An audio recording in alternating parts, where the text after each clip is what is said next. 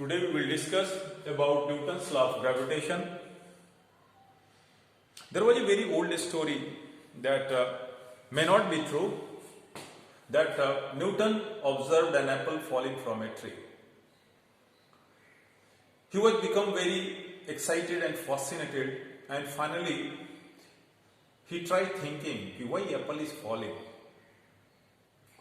At that time certain facts was known. R is the radius of earth, it was known. G is the acceleration due to gravity at a distance RE from the center of earth, and this value is 9.8 meter per second square. That is, the value of acceleration due to gravity on the surface of earth is 9.8 meter per second square. It was known. Another fact that was known during that time was that the moon is revolving around the earth in circular orbits, and the distance of moon from the center of earth is Rm, and the value of Rm is also known, 3.84 into 10 to the power 8 meter, and period of revolution, that is the time taken by the moon to complete one revolution, is 27.3 days. This fact was also known. So Newton think or try to calculate the value of acceleration due to gravity on the surface of the moon. So acceleration due to gravity on the surface of the moon, suppose it is am. Since this is centripetal acceleration, so centripetal acceleration is equal to v square by rm. And the velocity of a moon can be obtained by taking the ratio of total distance traveled, that is 2 pi rm divided by time period. This is the total distance traveled by the moon in one complete revolution, and t is the period of revolution. So this will give a speed of the moon, and this is a square. This velocity is square divided by rm. If we calculate this value, we get 4 pi square by t square into rm. So this is the value of am. See, the value of distance of moon from the center of the earth is known. Period of revolution is also known. It is given here. So if we put all these values, so it is 4 into 3.14. This is the value of pi square divided by period of revolution is square, which is 27.3 into 24 into 60 into 60 second. So here 27.3 days is converted into second square, second square, and rm, the value of rm is 3.84 into 10 to the power 8. If we calculate all these values, then we get 2.72 into 10 to the power minus 3 meter per second square. So this is the value of acceleration due to gravity on the surface of moon, that is 2.72 into 10 to the power minus 3 meter per second square. So since the value of acceleration due to gravity on the surface of earth is 9.8 meter per second square. So just we see this value. Since am is acceleration due to gravity at a distance rm from the moon, from the surface, from the center of the earth, am is the acceleration due to gravity here, and g is the acceleration due to gravity here, that is at the surface of the earth. So it is found that am is very less than g. Now the question is why acceleration is less at this distance and larger at a smaller distance from the center of the earth. So Newton assumed that it shows that as distance increases, acceleration due to gravity decreases. And since the value of g is 9.8 meter per second square at the surface of earth, and acceleration due to gravity at the moon surface is 2.72. 2.72 into 10 to the power minus 3 meter per second square. So these values suggest that what happens, why g is larger here, why acceleration is smaller here. It shows that as distance is increasing from the center of the earth, the value of acceleration decreases. So finally, Newton assumed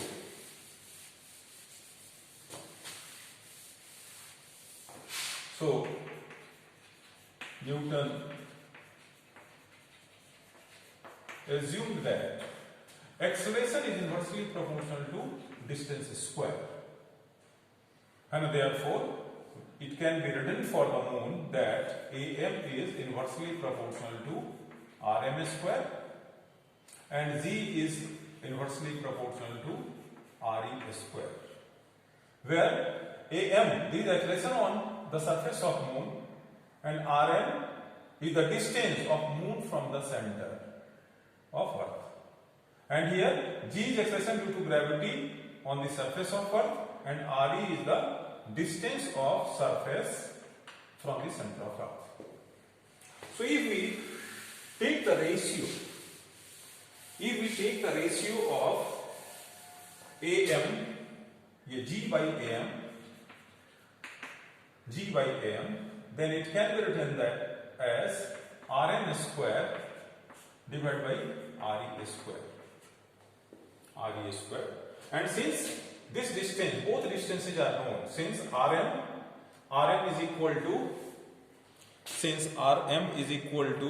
3.84 into 10 to the power 8 meter whole square divided by 6.4 into 10 to the power 6 meter whole square. If we calculate this value, we get 3600. So this is the value of G by AM. Also, therefore, G is equal to 3600 into AM. If we put the value of AM here, because AM was calculated by Newton and he found that if we put the value of AM, that is 2.72 into 10 to the power minus 3, the value comes out to be 9.8 meter per second square. So finally, his assumption was established that the force or acceleration depends inversely on a square of the distance from the center of the earth to the point of the body, or that is the moon. After these observations, Newton proposed universal law of gravitation.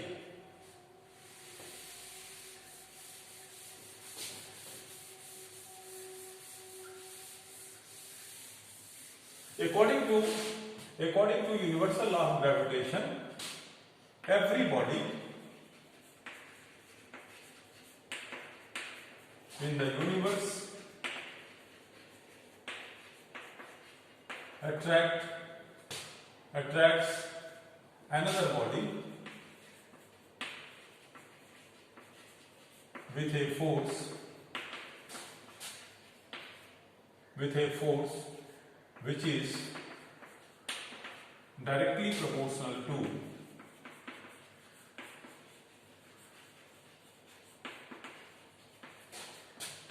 product of their masses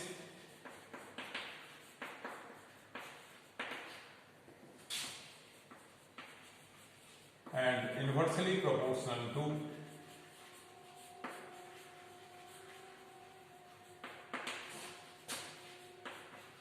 a square of the distance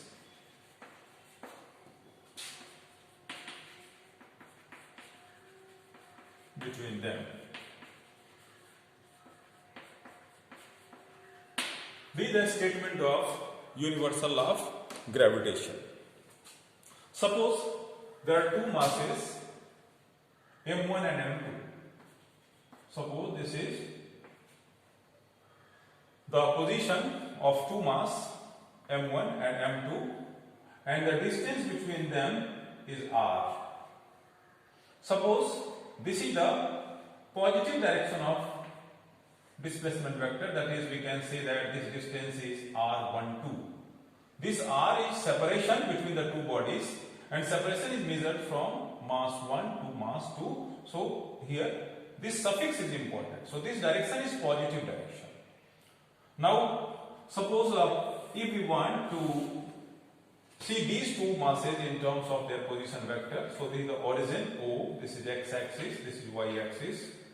So this is the position vector of first mass, that is r1. This is the position vector of second mass, that is r2. So here, according to triangular vector addition, we can write r12 is equal to r2 minus r1.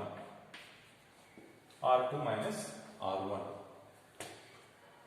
Also we can write r12 vector can be written as r12 into r12 unit vector, that is r12 caret.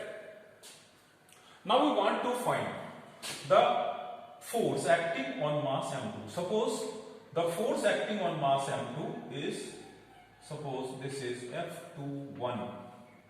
This is the force on mass 2, that is m2, due to m1. So how can we find it? So F21 is equal to G m1 m2 divided by R21 square into minus R12.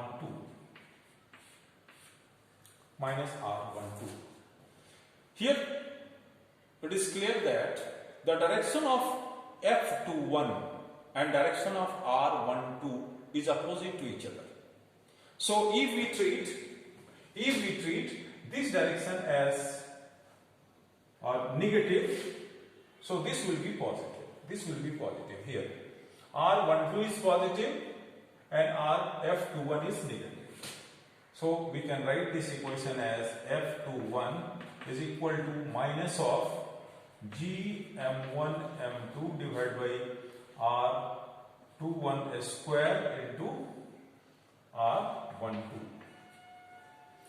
This can also be written as F21 vector, this is equal to G m1 m2 divided by R21 square into R21 caret. So suppose this is equation number 2. This can be written since R12 caret is equal to minus of R21 caret. So we get this relation. The gravitational force is always attractive. The gravitational force is always attractive.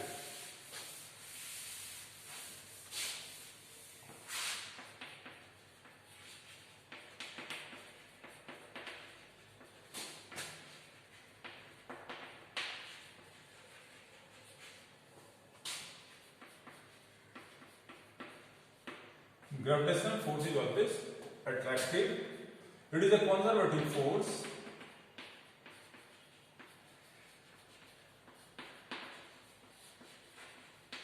It is a conservative force. The direction of F is along minus R. The direction of force is along minus R. That is, force is always attractive.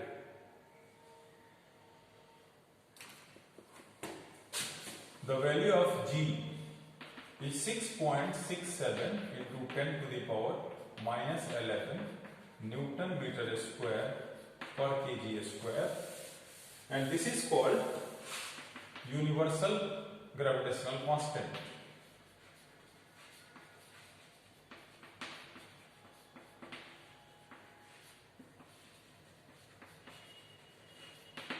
This is universal gravitational constant. According to third law,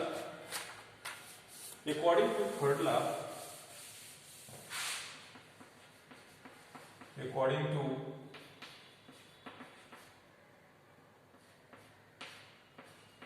third law, F21 is equal to minus of F12. That is force on first body. That is force on first body by second. Is opposite to that. If this direction is positive, definitely this direction will be negative. This direction will be negative. So, therefore, we can write the equation like this.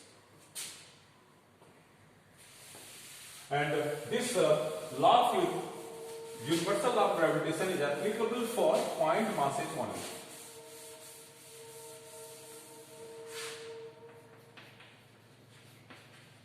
Newton's law of gravitation is applicable for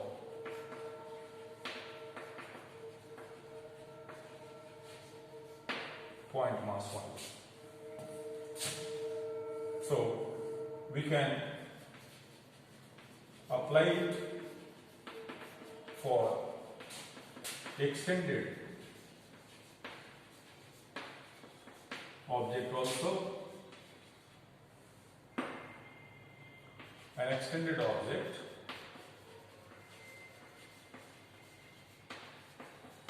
can be treated as combination of many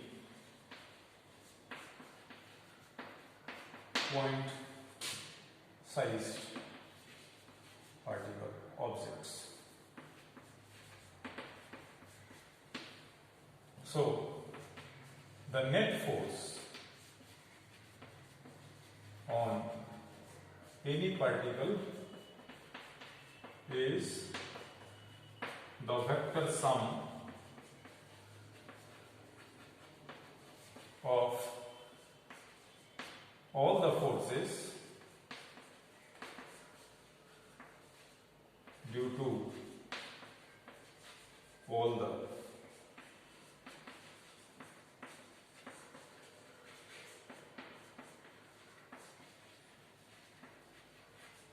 other particles present.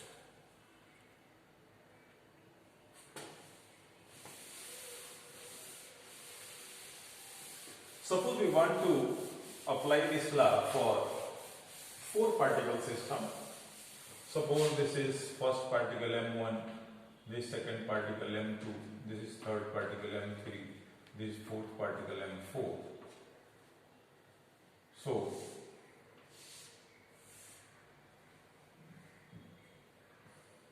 the force on M1 due to M2 is represented by F12. This force is F13. This force is 1,4. So here 1,2 shows that this force is on first particle due to second. This shows that the force is on first particle due to third mass. And this shows that there is a force on first particle due to fourth mass, that is M4. So how can we write it? So suppose this distance, so we can write F12 plus F13 plus F14. This is the total force acting on mass 1. This is the total force acting on mass 1. And according to universal law of gravitation, this equation can be written as G M1 M2 divided by R12 square into R12 caret plus G M1 M2 divided by R12 square 13 square into R13 caret plus G M1 M4 divided by R14 square R14 caret. This is the net force acting on particle 1. For 2 special cases, we can say that